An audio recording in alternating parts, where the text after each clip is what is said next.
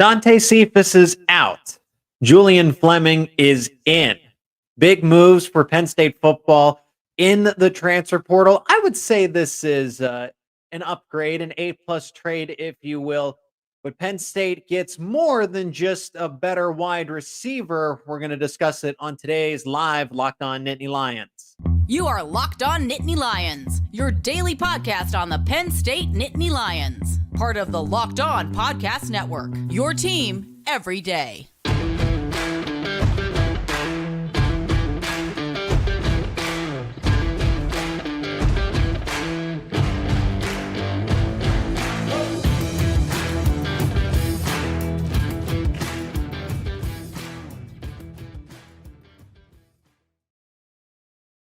And thanks so much for making Locked On Nittany Lions your first listen and watch every single day. We are free and available wherever you get your podcasts, part of the Locked On Podcast Network. I'm your host, Zach Seyko. Today's episode is brought to you by FanDuel. Make every moment more. And right now, new customers get $150 in bonus bets with any winning $5 moneyline bet. That's it. Win or lose. Win or lose the $5 moneyline bet, $150 if your team wins. Visit FanDuel.com/lockedon to get started. Dante Cephas is re-entering the transfer portal, and Julian Fleming has finally committed to Penn State. A lot of moving parts here into the new year in 2024. We'll start with Dante Cephas because we didn't know what was going to happen here. We were expecting Julian Fleming to announce a commitment at some point, and then what it all means in the final segment. Before we get to all of it, how about the channel? Become an everydayer. And thank you if you were already an everydayer. Subscribe to Locked On Nittany Lions on YouTube and wherever you get your podcasts. Let me know in the comments what you think about this move. On this live show, we'll be answering any questions and comments you might have about Cephas going into the transfer portal and Julian Fleming finally coming out of the portal and committing to Penn State. Let's start with Dante Cephas. Cephas re-enters the transfer portal just 1 year later. Was at Kent State, transferred to Penn State, and then he's now put his name back into the portal and is going to be leaving Penn State. Why did it not work out for Dante Cephas? Because we were assured that, yes, it would take some time, but he had wide receiver one potential, or at least be able, him and Keandre Lambert-Smith, to be somewhat of a dynamic duo. I don't think we were misled to believe anything, but there was definitely a little too much hype here for Cephas. And it's not obvious, but let's look back at how this all came together and how it all fell apart.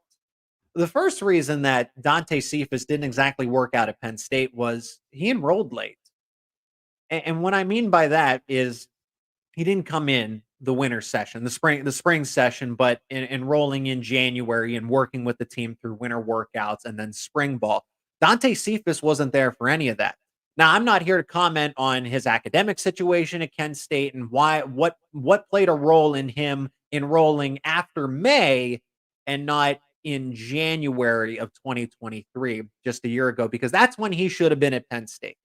I understand, from my understanding, he had to finish up school and make sure his credits were all taken care of at Kent State before he made his way over to Penn State. But enrolling and getting to Penn State late May, early June to work with now at a Big Ten school. So you're going from the Group 5 to what is now the Power 4. You're going from that level of competition to a much better one. You're going from a less complex playbook at Kent State to a significantly more complex playbook. You know, whatever you have to say about Mike Yurcich, that's fine. But we know that Mike Yurcich's offense is going to be a lot more dynamic and difficult to grasp than whatever Kent State is going to run in the MAC conference. Okay, that can be said.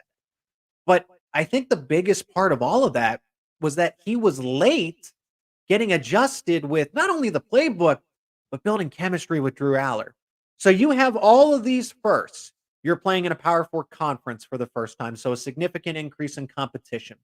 You're dealing with this playbook for the first time, and now you have a different quarterback, wide receiver dynamic for the first time, and that takes those 6 months. So from January, February, March, April, May, that's when you start to turn the corner, building that chemistry with a first-time starting quarterback. It's not all Dante Cephas' fault. Don't get Drew Aller is responsible for the passing game shortcomings as well.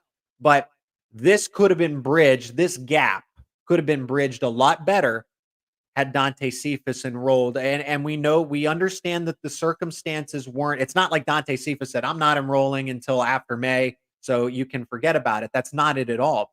But I'm saying this is one of the reasons, this is the main reason. So that timeline is already pushed back because that first breakout game shouldn't have come against Maryland. That was too far into the season. I know it never materialized, but the fact that Dante Cephas' breakout game was on the road at Maryland later into the season, just it shouldn't have been it. It should have been UMass, frankly. Should have been earlier than that. It should have been Delaware. But that's week 2. But still, Cephas should have been firmly inside of the starting lineup, not trying to break through for snaps. And we're finding out why that was the case.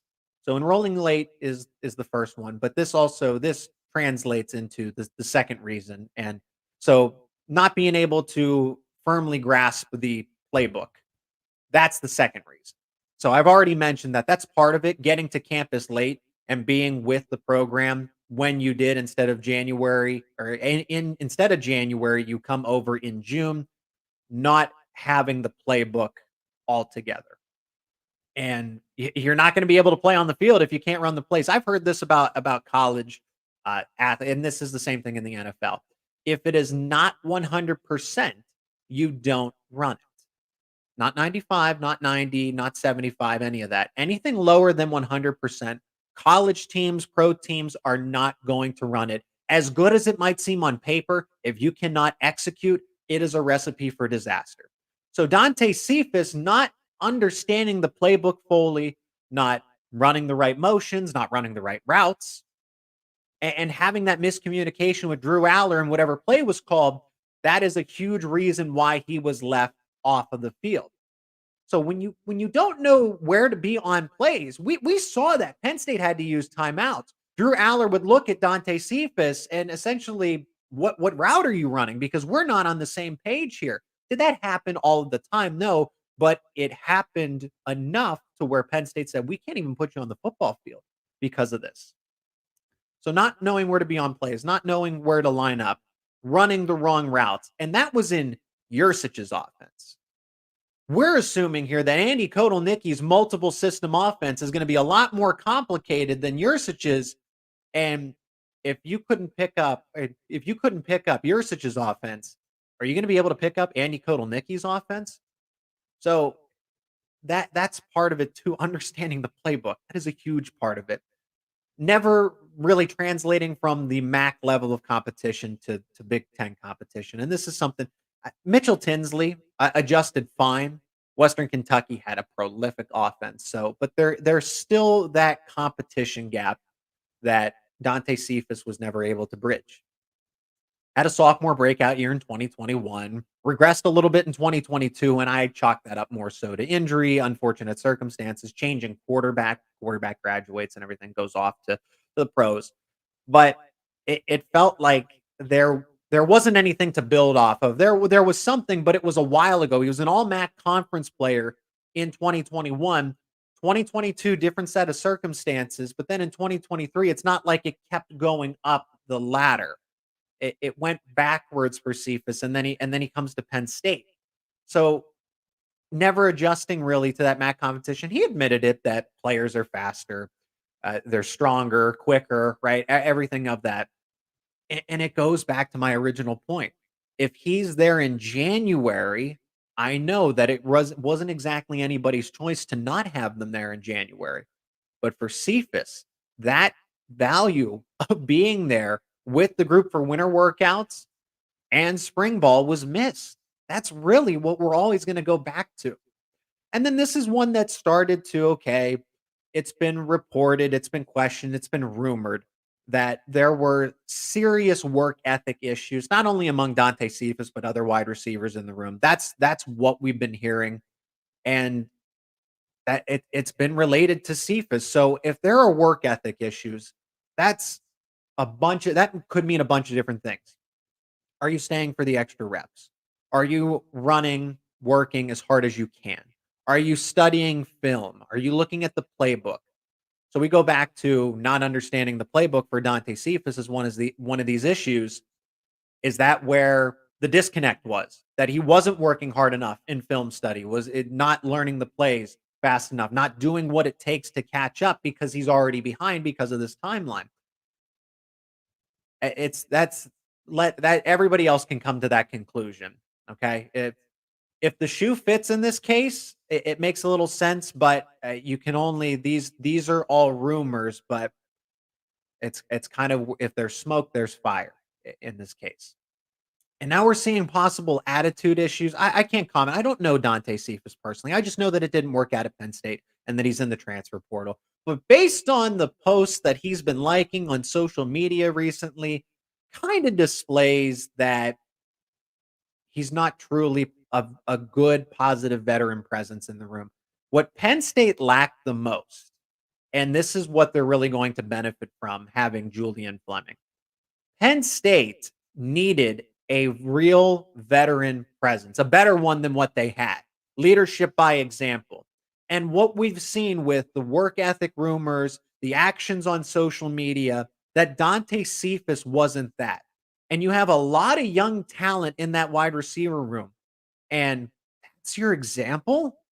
That's been the example. So if this is what we're seeing out in the public, what was behind closed doors? What was actually going on the practice field that we don't see and we'll never know about? It didn't work out. And I don't think when looking back that Penn State Cephas was not Penn State's first choice. I feel like they had to settle. Was there interest? Was there intrigue? Absolutely. But at the end of the day, Penn State came away with Malik McClain and Dante Cephas, and I don't think that was their first choice.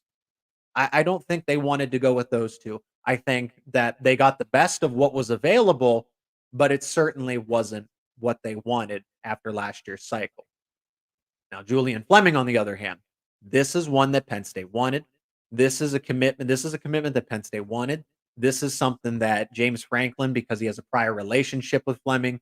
Fleming was down to Ohio State and Penn State and ultimately picked the Buckeyes, but now the prodigal receiver returns home back to Pennsylvania and is going to be Penn State's right now number one wide receiver going into next season, depending on what they do. We'll discuss that in the final segment.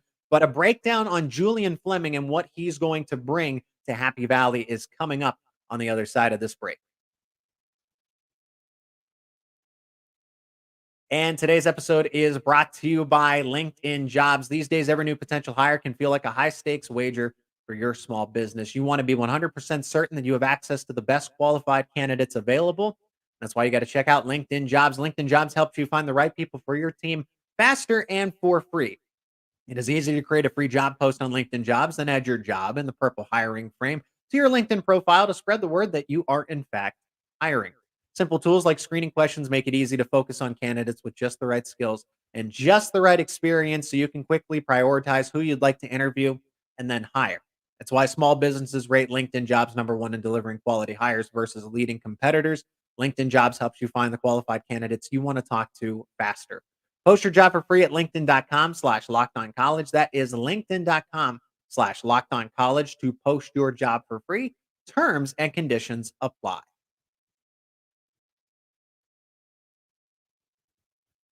And the Locked On Podcast Network is making history. Locked On has launched the first ever national sports 24/7 streaming channel on YouTube. Locked On Sports Today is here for you 24/7, covering the top sports stories of the day with the local experts of Locked On, plus the national shows covering each and every league. Go to Locked On Sports Today on YouTube and subscribe to the first ever national sports 24/7 streaming channel. I see a couple of the comments coming in. We have one from Jeff. Jeff says, you have to question the wide receiver coach Higgins.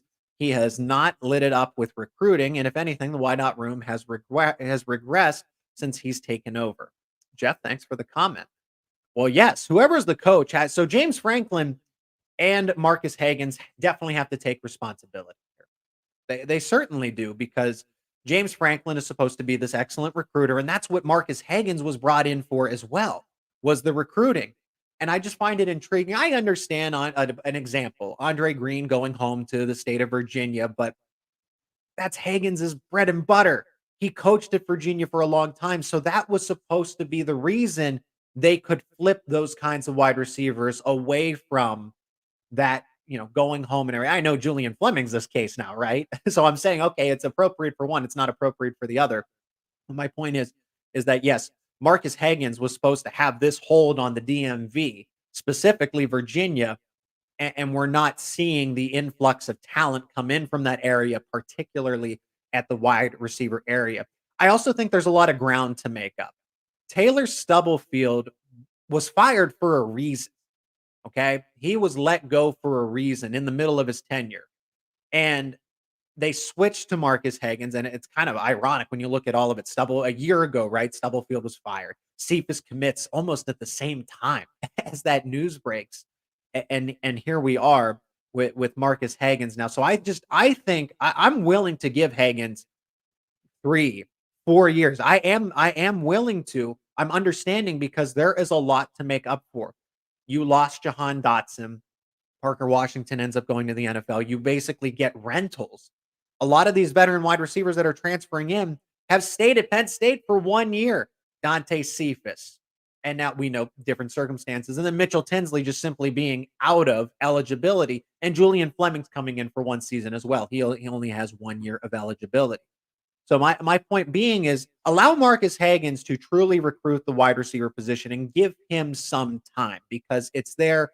Penn State had to fend off other schools, other programs, and he left Virginia where he played, where he's lived a majority of his life to go to Happy Valley. He's definitely worth it, but I understand the results aren't living up to the expectations, up to the hype. Eli says, I believe that this is going to be boom or bust for Aller this upcoming year because I don't see why the weapons don't shine.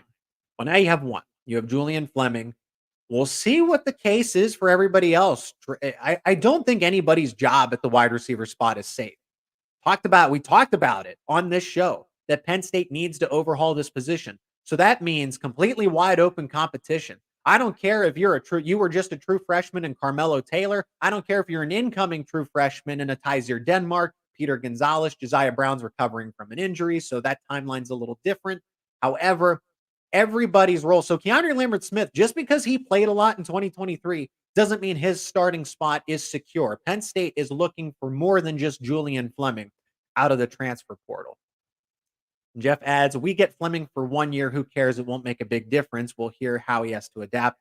By then, the season will be over. Okay, Jeff, I appreciate that. I appreciate these comments. These are good for the conversation because I can actually directly address this in the segment.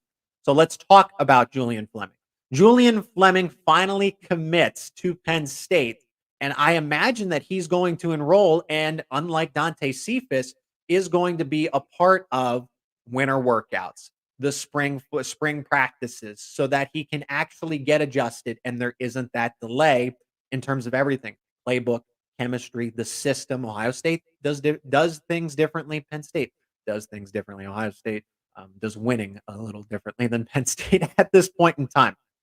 However, you want this to change, and that's why you bring in the player Julian Fleming that you are targeting, and you finally get him back. The prodigal wide receiver returns home. All kidding aside, Fleming was a must-get for Penn State. Aside from the prior relationship, he's from the state of Pennsylvania, all of that. Fleming, for me, when I'm looking at this, checks a lot of boxes outside of just, well, he's a wide receiver and he's an upgraded talent. It's more than just that.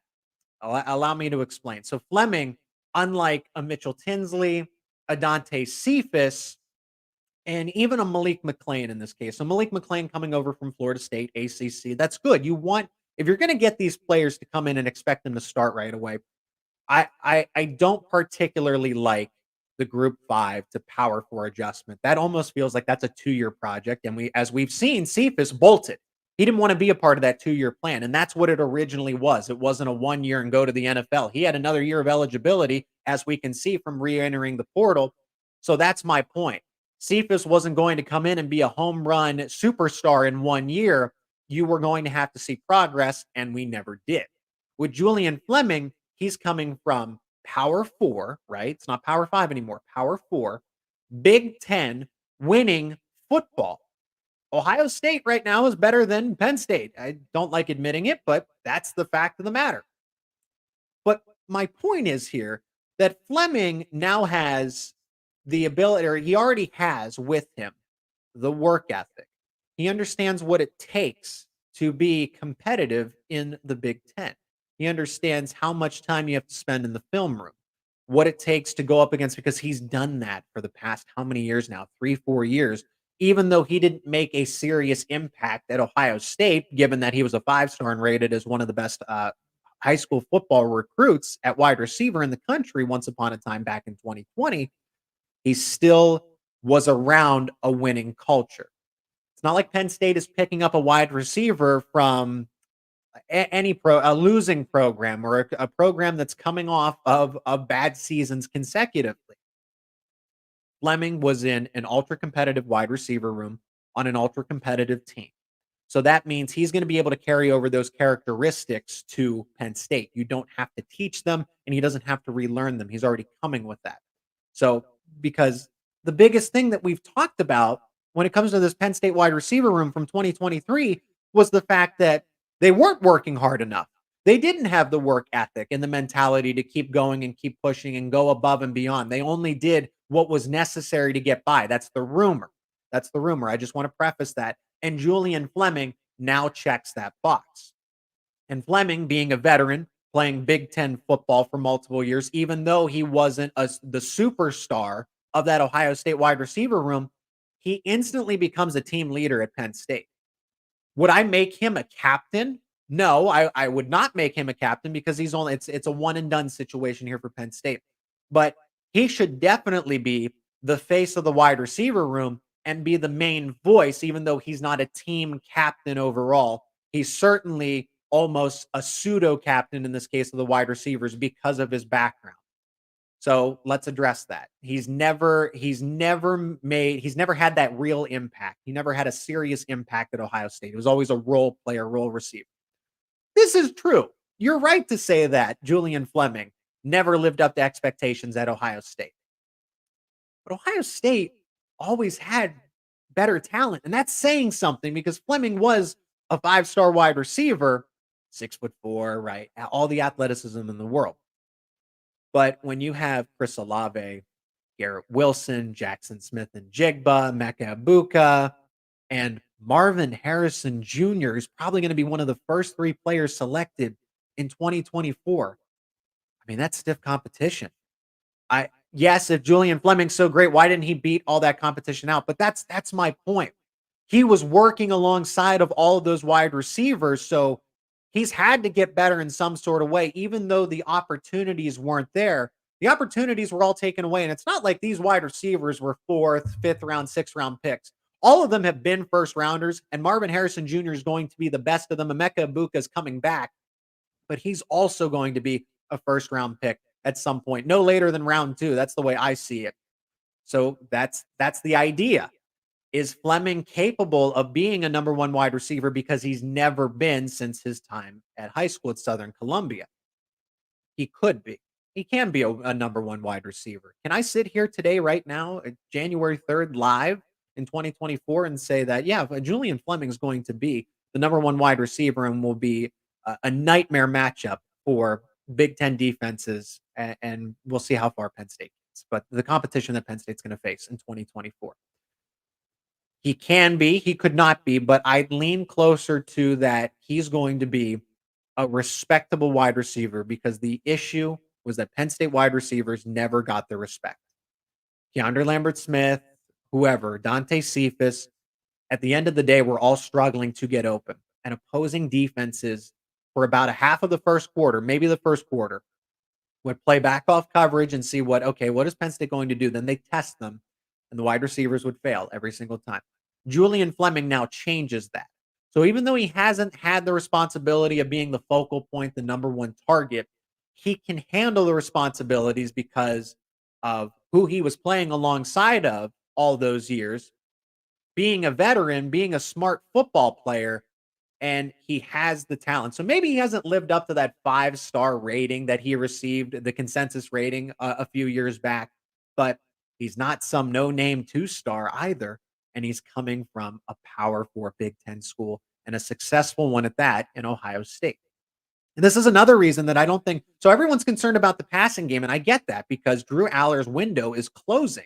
You want to maximize what you have now, and Julian Fleming helps that. But forget about the passing game for a second, folks. Let's talk about the run game. Julian Fleming is arguably the best run blocker of the skilled positions in the transfer portal, and he's committed to Penn State. I'll give a shout out to Tyler Donahue over at 24/7 Sports because he pointed this out. He said that according to Pro Football Focus, and I know people have criticisms of PFF, I'm not here to debate that, but they had him rated, Julian Fleming rated, as the number 2 blocker on the entire team. That's saying something to score relative to your position, right? So yes, the center, the guard are going to be better than Julian Fleming at run blocking. But in terms of the respective position and how successful they were, Julian Fleming was the guy, second best based on that score. And I think this was kind of forgotten about, swept under the rug. Remember at the beginning of the season, we talked about, oh, Nicholas Singleton's not getting the home run. He's not the home run hitter anymore. He's getting 10 yards here and there, but he's not breaking off the 50, 60-yard touchdowns. Katron Allen limited in the explosive plays, and trying to figure out why that was. Blocking from the wide receivers or lack thereof, the inability to do just that. So when I talked about Julian Fleming checks other boxes here, this is another one. You now get a boost in your run blocking. And Andy Kotelnicki in this offense, it's a multiple system, but it's still going to focus on getting the football into the hands of Nicholas Singleton, Katron Allen, whoever that third running back is, whatever. It's still going to be that dynamic duo and then some, because you have Quentin Martin, you have Corey Smith coming in, and those guys are insanely talented. My point being, you still have this dynamic duo, this two-headed monster at running back. The offense is going to start with them. And, oh yeah, you have the 5-star quarterback to go along with it. But Andy Kotelnicki is an offensive line guy. He's a tight ends guy. That's his background. So he's going to err on the side of running the rock and establishing the ground game first. And Julian Fleming helps with that. So the wide receivers weren't able to block and help open up those explosive plays a season ago. Julian Fleming definitely helps with that. I don't think we talked about it enough. It kind of just went away. Even though Singleton and Allen got better down the stretch of the season, there still wasn't. Singleton didn't have that long explosive touchdown run. That said, well, he got close. He broke off some big plays, but it wasn't as consistent as it was before. So this was a move that Penn State needed to make. This wasn't a want. This was a need. And I'll admit it doesn't fix everything, but all of the issues that I brought up, work ethic, focus, playbook, run blocking, veteran experience, leadership, all of it, Julian Fleming brings a lot of that. So it's more than just getting a talented wide receiver. He's doing more than just that because there's still more work to be done. I'll look back and say, was Julian Fleming maybe a little overrated coming out of high school? I can agree with that. Being one of the top wide receivers in the country and being a bona fide 5-star, consensus 5-star, that's lofty expectations to live up to. And then you look at the school that he went to, Southern Columbia is, they're a powerhouse when it comes to Pennsylvania football. They're also AA, and they typically run the football a lot.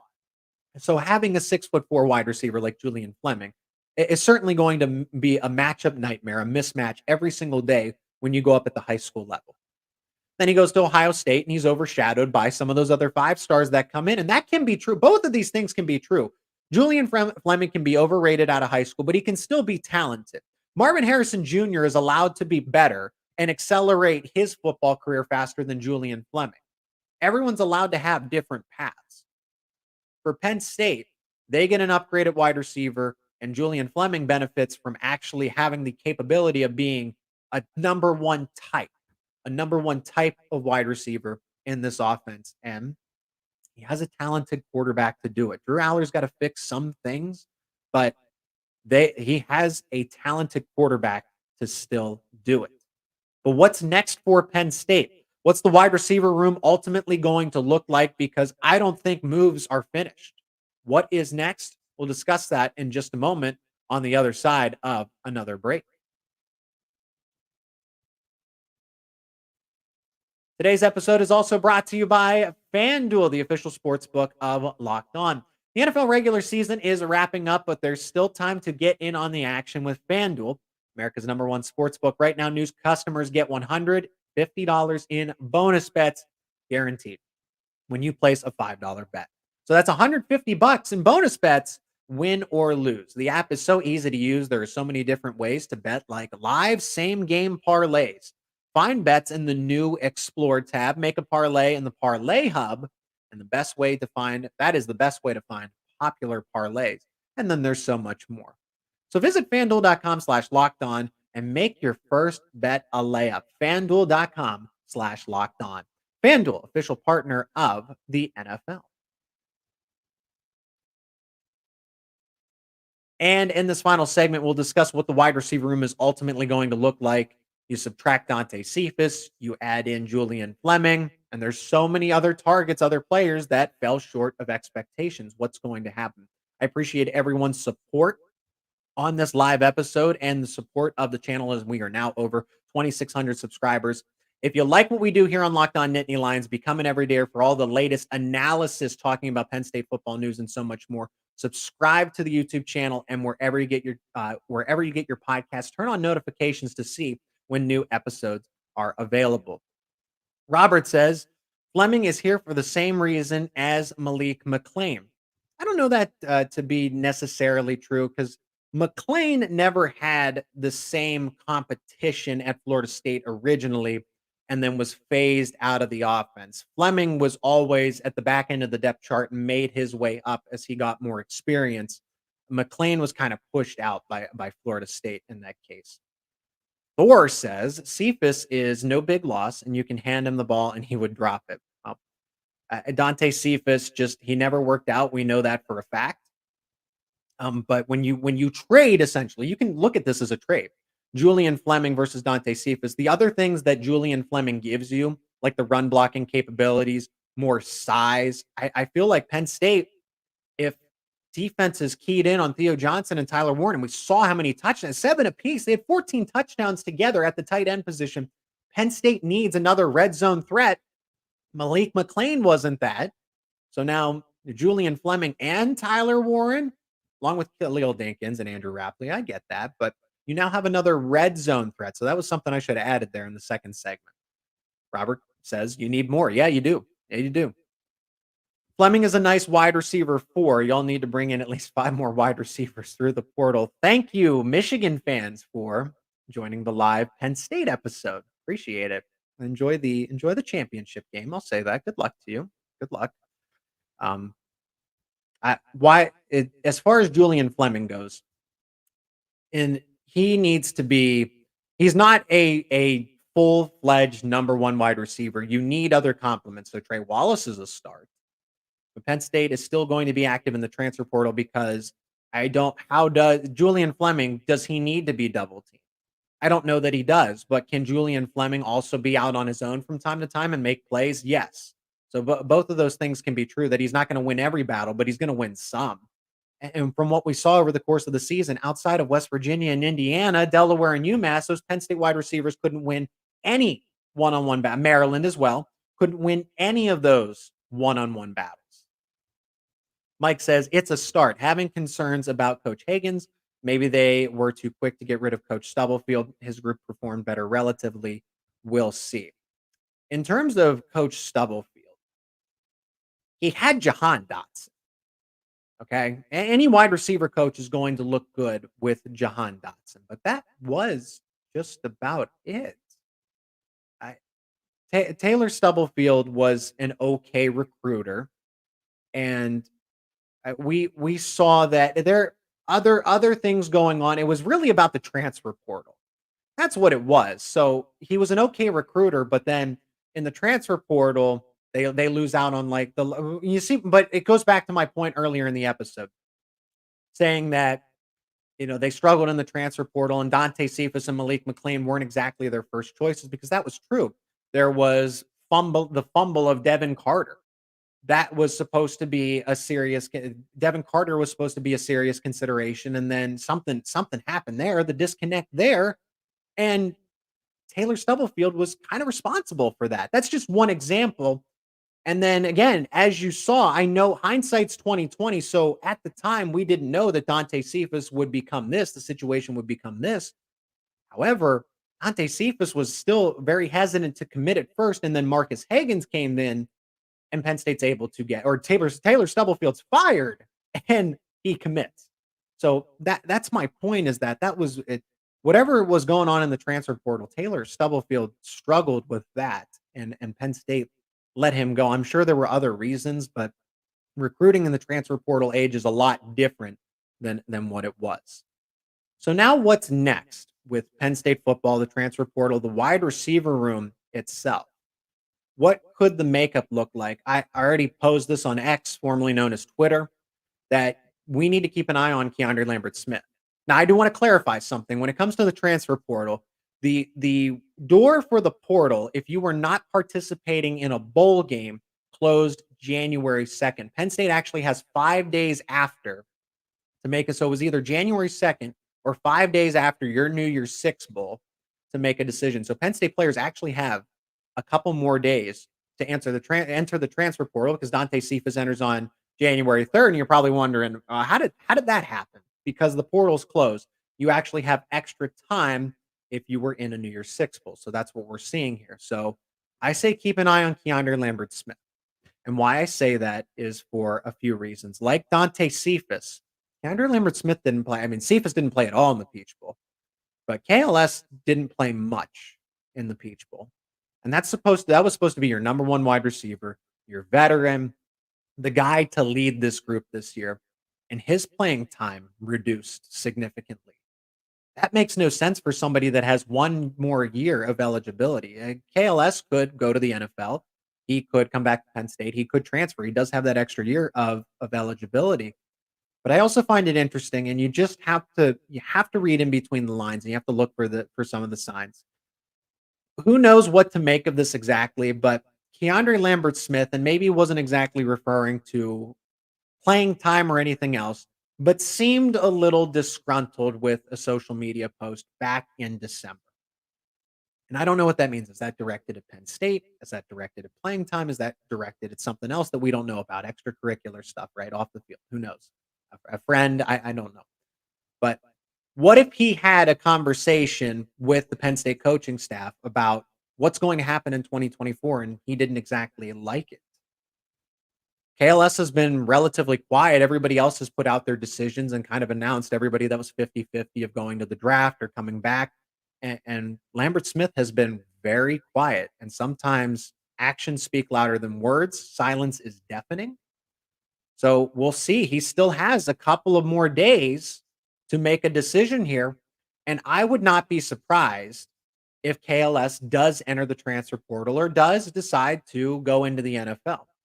We're seeing guys like Cam Ward. I never thought of Cam Ward as a serious NFL draft prospect, since he's been around Incarnate Word and then going to Washington State, really just 1 year everywhere. I thought he needed more college football to be considered a serious draft pick.